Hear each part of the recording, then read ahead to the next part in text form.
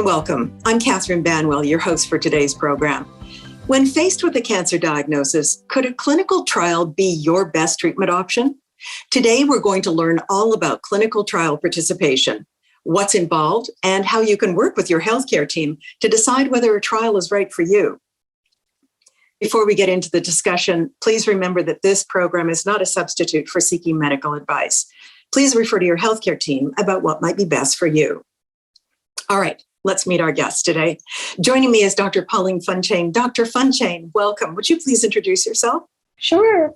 Thank you for the invitation. So I'm Pauline Funchain. I am a medical oncologist at the Cleveland Clinic.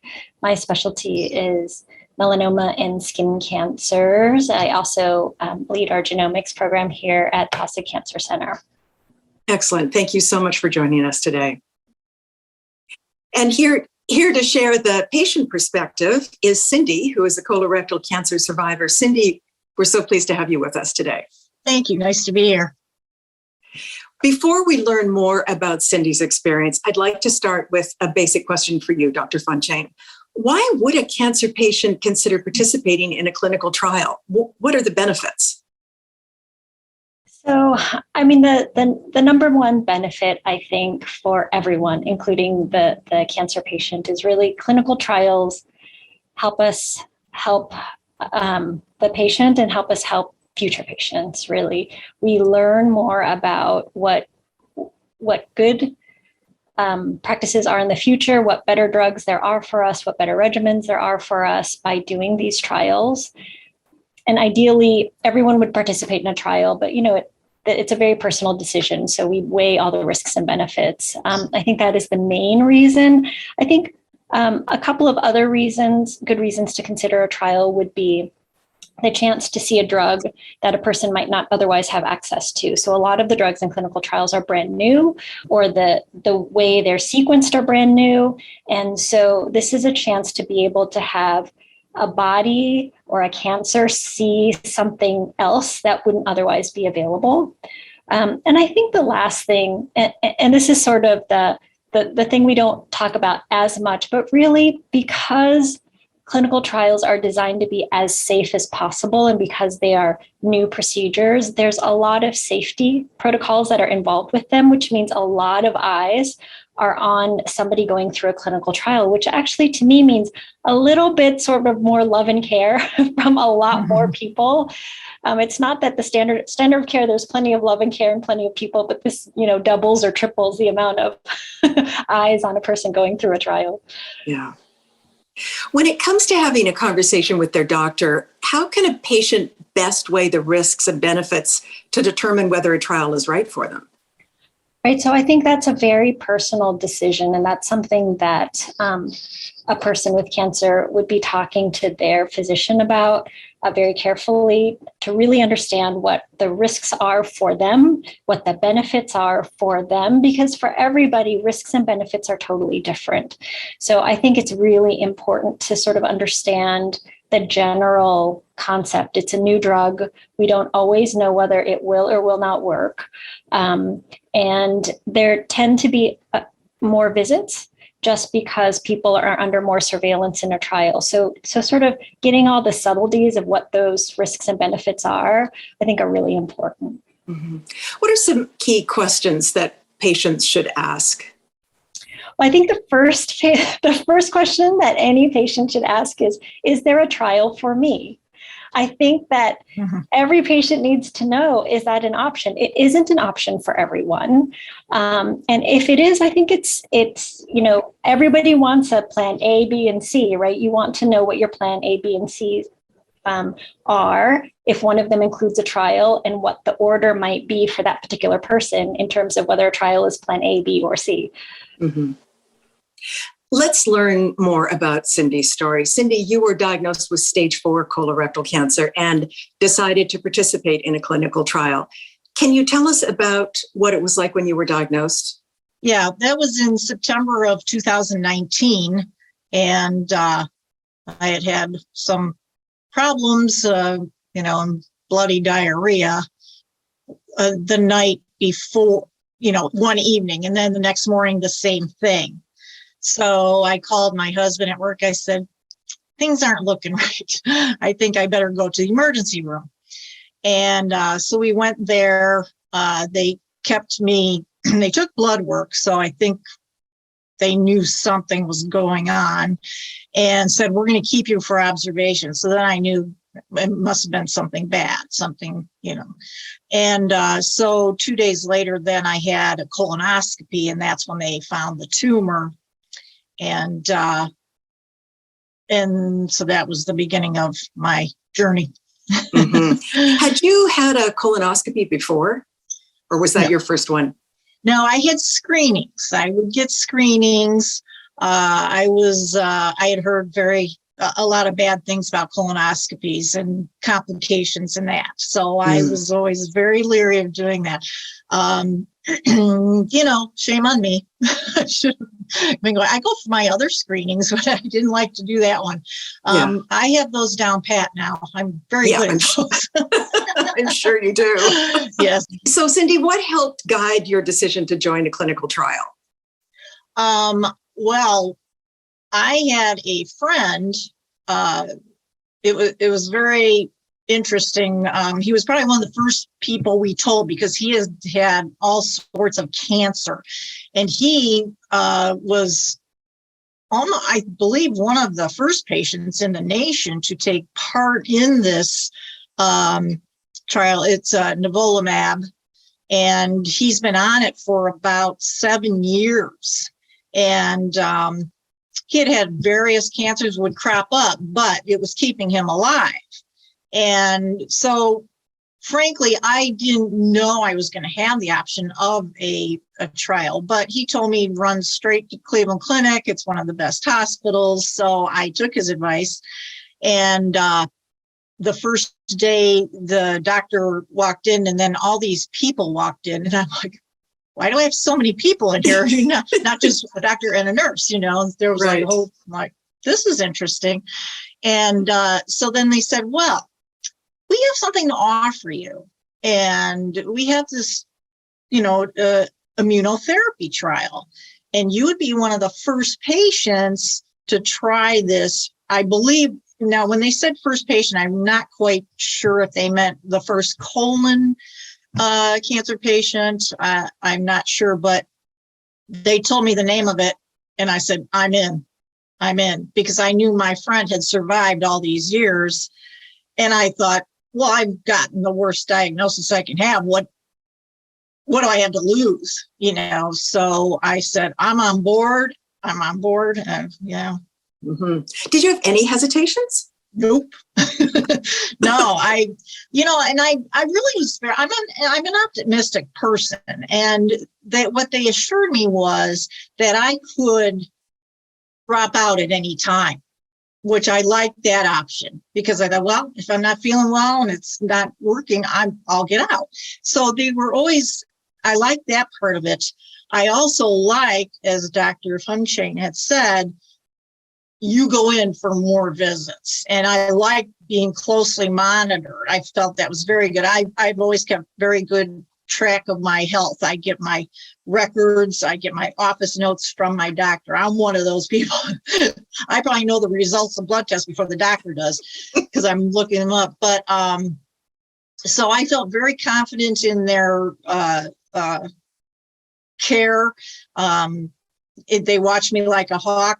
They asked me, I kept a diary because they were asking me so many questions. Oh, I good for actually you. would type, I'm a transcriptionist, so I just typed out all my notes and I handed to them. That's a great Here's idea. how I'm feeling. Here's, and I was very lucky. I didn't have many side effects. In your conversations with your doctor, did you weigh the pros and cons about joining a trial? Or had you already made up your mind that, yes, indeed, you were going for it? Yeah, I already said, I'm in. Yeah. Like I said, it had kept my friend alive for these many years. He's still on it. And I had no hesitation whatsoever. I wish more people, I wanted to get out there and talk to every patient in the waiting room and say, do it. And I do know that sometimes, you can't start chemotherapy, then get in the trial. And if I ever hear of someone that has cancer, I ask them, well, were you given the option to get into a trial. Well, and then some of them had started the chemo before they even thought of that. So. Mm-hmm, mm-hmm. But, so how are you doing now, Cindi? How are you feeling? Good. I'm doing fantastic, thank goodness, so, and staying healthy. I'm big into herbal supplements, always was. So I keep those up, and I'm exercising. I'm pretty much back to normal, as far as my strength. I like to lift weights and I run. So I'm pretty much back to normal. Good for you. Thanks so much for sharing your story with us. Welcome. Dr. Funchain, once a patient like Cindi decides to participate in a trial, what happens next? So there is a lot actually that happens. So there is a lead-in period to a trial. So once you decide, it's not like you can start tomorrow on a trial drug. What happens really, there's a whole safety lead-in that we call an enrollment period, where there's a long checklist of making sure that a person is healthy and there's no organ or anything in particular where we'd be worried about this particular drug. So there's a checklist that way. There are usually sometimes there's a new scan if the last scan is a little bit too old, just so that we know exactly what somebody looks like right when they walk into the trial and start the drug. There are usually some blood tests and procedures that come before, and some of this stuff, half of the blood is for the trial and half of the blood is for scientists usually, so that they can work on some of the science behind what's happening to someone on a trial, which is pretty cool. And sometimes there is a procedure, a biopsy or something like that that's involved. But in general, the lead-in is somewhere usually between 2 and 4 weeks from the time somebody decides they're willing to be on a trial. And there are some extra safety measures, like if you hear about a trial, you can't go on the trial right away. There's got to be sort of a thinking period that's usually about 24 hours before you can literally, sign your name on the line. But yeah, I'd expect something about 2 to 3 weeks before going on a trial. And then once folks are on a trial, it's kind of like treatment. It's just getting the treatments when you get the treatments. Sometimes there's extra checks for safety on drug levels and things. Would you review the safety protocols in place for clinical trials? Yeah, sure. So safety is number one when it comes to trials, really. There are guardrails on guardrails on guardrails. But in any clinical trial protocol, it actually starts with even before the trial starts. So whenever somebody wants to bring in a trial or wants to start a trial, and this is true at any academic institution or any institution that runs trials, the trial goes through something called an IRB, or an institutional review board. And that board reviews it and says, look, is this safe? Are we harming people? Are we unnecessarily coercing people? And they read through the whole thing. And usually there's a protocol data monitoring committee that also looks at it. There's usually 2. And there's a lot of checks that a trial has to go through to make sure it's safe and fair for all participants. So that happens first. And then once the trial opens, there is continual monitoring. Every visit, every number that's drawn, any visit, even if the visit isn't at the hospital that's running the trial, even if it's a local urgent care, all of those things end up getting reported back. And there's a whole team of people besides. So a patient will see the doc or the nurse, or maybe sometimes a research coordinator, research assistant. But then there are all these research coordinators that sit in offices that review everything, put it into computers, and then record everything that happens to someone on a trial. And all of that data actually goes to an external review organization, a clinical trial research organization. And what they do is they look over all of the data also.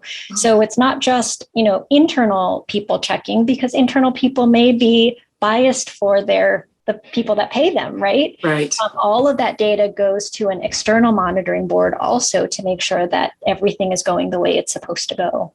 Yeah. Cindi, in your experience, did you feel like safety was a priority?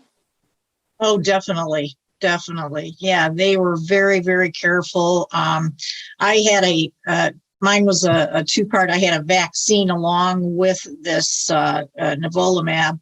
And so they would have to give me the vaccine, sit there and stare at me to make sure I didn't faint or something. And that was a good half hour. Then I got the immunotherapy, and I'd have to wait an hour after that before I started on the chemotherapy. So, yeah, they were in there watching me like a hawk, and I felt very safe. I really did. Dr. Funchain, what are a patient's rights when they participate in a trial? The most important thing I think that Cindi mentioned before is the patient can withdraw at any time. Anytime. They can sign the paperwork and the next second decide not to. They can be almost to the end of the trial and decide that they want to come off. The last word is always with the patient.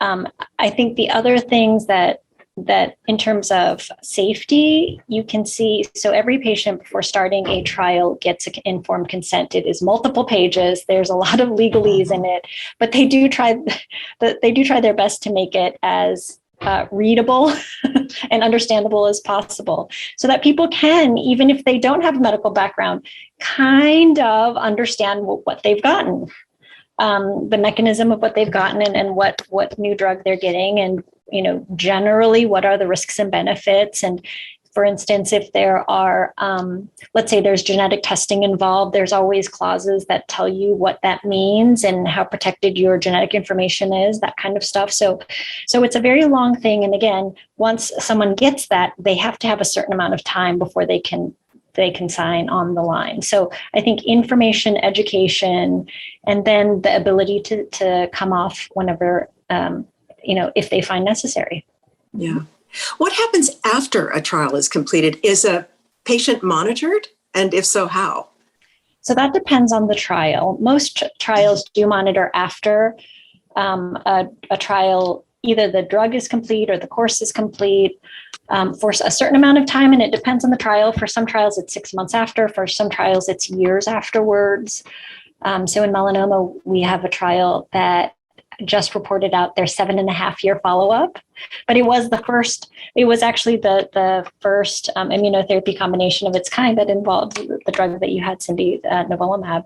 So it is pretty cool. I mean, it sort of, that combination changed the face of what patients with melanoma could come to expect from their treatment. So we're all very interested to know what that kind of follow-up is. But yeah, it depends on the trial. Dr. Funchain, are there common clinical trial terms that patients should know? There are trial terms I think that people hear all the time and probably should know a little bit about. But I think the most common thing people will hear with trials are the type of trial it is. So phase 1, phase 2, phase 3. The important things to know about that are essentially phase 1 is it's a brand new drug, and all we're trying to do is look for toxicity. Although, we'll always on the side be looking for efficacy for whether that drug actually works. We're really looking to see if the drug is safe. A phase 2 trial is a trial where we're starting to look at efficacy to some degree, and we are still looking at toxicity. And then a phase 3 is we totally understand the toxicity, and we are seeing promise. And what we really want to do is see if this should become a new standard. So that would be the phase 1, 2, and 3. Another couple of terms that people hear a lot about are eligibility criteria or inclusion criteria. So those are usually some set of 10 to 30 things that people can and can't be. So usually trials only allow certain types of cancer. And so that would be an inclusion criteria, but it will exclude other types of cancers. Most trials, unfortunately, exclude pregnant women. That would be an exclusion criteria. So these are things that at the very beginning of a trial will allow someone to enter or say, this is not, you're not in the safe category. We should not put you on a trial. Many trials are randomized, so people will hear this a lot. Randomization. So a lot of times there is already a standard of care. And when there's already a standard of care and you want to see if this drug is at least the same or better, then on that trial, there will be two different arms, a standard of care arm and the experimental arm. And then people, in order to be fair, a randomized trial is a flip of a coin. Based on an electronic flip of a coin, nobody gets to choose, not the doc, not the patient. On that type of trial, you'll either get what you would normally get, standard of care, or something new. So that's a randomized trial. Not all trials are randomized, but some are. And yeah, those are the things that people will run into often. So if a patient is interested in joining a clinical trial, where should they start? They can start anywhere. There are many places to start. I think their oncologist is a really, really good place to start. I would say oncologists, depending on their specialties, will have a general grasp of trials or a really specific grasp of trials. I would say that the folks who have the most specific grasp on trials, what is available, what isn't available, what's at their center versus the next state over center, are the academic medical centers. So the ones that are sort of university centers, places like the Cleveland Clinic, where the docs are specialized by the type of cancer. That group of folks will have the best grasp on what's current, what's available. And so Cindi, your friend, referred to, many people do say that, just go to, whatever your nearest university center is, just because there's a lot more specialization in that sense. But it's the age of the internet, so people can look online. Clinicaltrials.gov is a fantastic place to look. It is not as up to date, I think, as something you can get directly from a person at a medical center, but it is a great place to start. There are many advocacy groups and websites that will point people to trials, and there are like Facebook groups and things where people will chat about trials.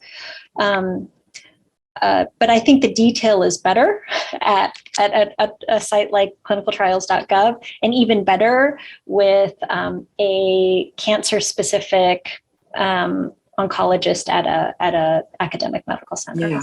Yeah.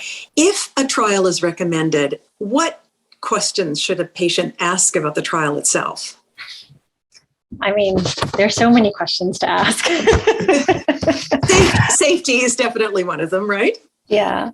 I think when it comes to that, I think that the important things to ask really are, what are the drugs involved? And what your doc thinks about those drugs. I think, what is the alternative?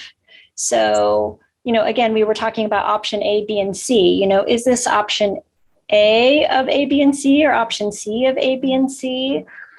Are there ones, like Cindi mentioned, where, if you don't do it at this point, you're going to lose the opportunity because you started on something else? Because a lot of trials require either that a person has never gone through therapy, and so they want, this is sort of a first-line trial, but some trials are, you have to be at the second thing that you've been on, so these are the things that matter to know. Are you going to lose an opportunity if you didn't do it now, or can you do it later? And what is the preference? And I think, practically speaking, a patient really wants to know, what is the schedule? Can I handle this? How far away do I live from the place that is giving this trial? What are the locations available? Because, if there's a trial and you have to come in every 2 weeks, or come in 4 times in 2 weeks, and then once every month after that, that makes a big difference depending on where you live, what season it is, weather, that kind of stuff.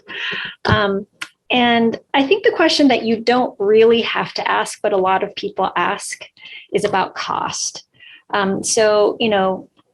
Medical care nowadays is complex. It costs money when you don't expect it to. It doesn't cost money when it's, you just don't know what will and what won't. Financial toxicity is something that we really care about, or every center is really trying its best, but it's hard to do in this type of environment. But So people then get concerned that clinical trials might be even more complex. I think clinical trials are much less complex in that way, because a lot more of it is covered by the sponsor, whatever that sponsor is, whether that sponsor is the National Institutes of Health as a grant or a pharmaceutical company. But in general, a clinical trial really should cost the same or less than whatever the standard medical care is. That's the way they're built. So many people ask us that question, but I think that is the question that probably is less important than what are the drugs? What does your doc think about this? Are you going to lose an opportunity if there's a different sequence? And does this fit into your life and your schedule, and people who can give you rides? Yeah, right. Are there resources available to assist with the financial impact of a clinical trial? There are not specific resources for clinical trials.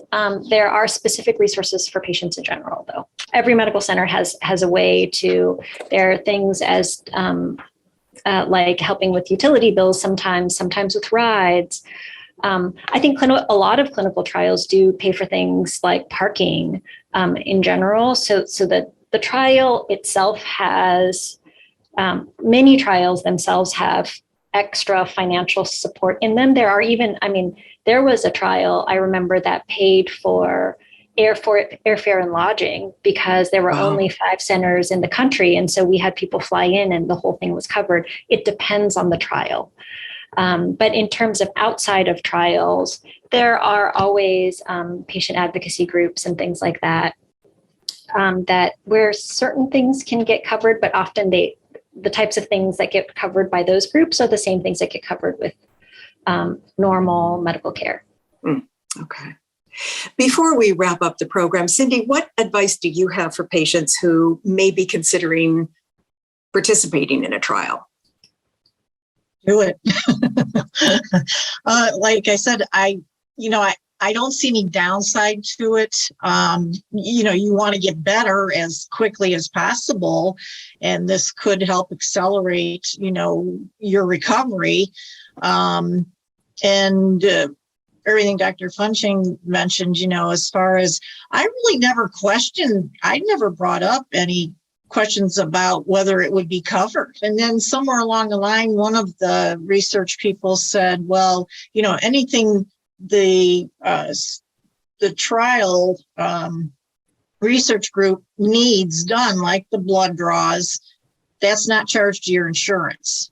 So that was nice. That was very encouraging, because I think everybody's afraid your insurance is going to drop you or something, And then the first day I was in there for treatment, a social worker came in and they talk to you. Do you need financial help?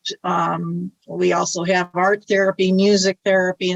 So that was very helpful. When she said, she came in and said, I'm a social worker. And I'm like, oh, okay. I didn't know somebody was coming in here to talk to me, but that was all very, very helpful. And I did get free parking for a few weeks. Like I said, I'm a big advocate for it because, you hear so many positive outcomes from immunotherapy trials. And I'd say if you're a candidate, do it. Yeah. Dr. Funchain, do you have any final thoughts that you'd like to leave the audience with? Cindi, I have to say thank you. I say thank you to every clinical trial participant, everybody who participates in the science, because honestly, whether you give blood or you try a new drug, I think people don't understand how many other lives they touch when they do that. It's really incredible. We get to see, coming into clinic day in, day out, we get to see it. Really, even within a year or 2 years, there are people that we've seen on clinical trial that we're now, treating normally, standardly. Insurance is paying for it. It's all standard of care. And those are even the people we can see. And there are, so many people we can't see in other centers, all over the world, and, people who will go on after us, right? So it's an amazing, I think it's not really a,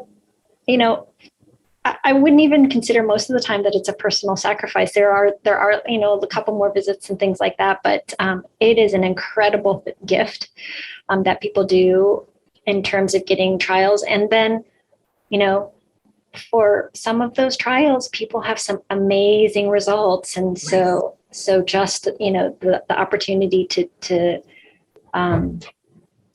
have patients get an outcome that wouldn't have existed without that trial, like Cindy's, is incredible. Yeah. Incredible. Yeah. Dr. Funchain and Cindi, thank you both so much for joining us today. You're welcome. Thanks you for having me. And thank you to all of our collaborators. To access tools to help you become a proactive patient, visit powerfulpatients.org.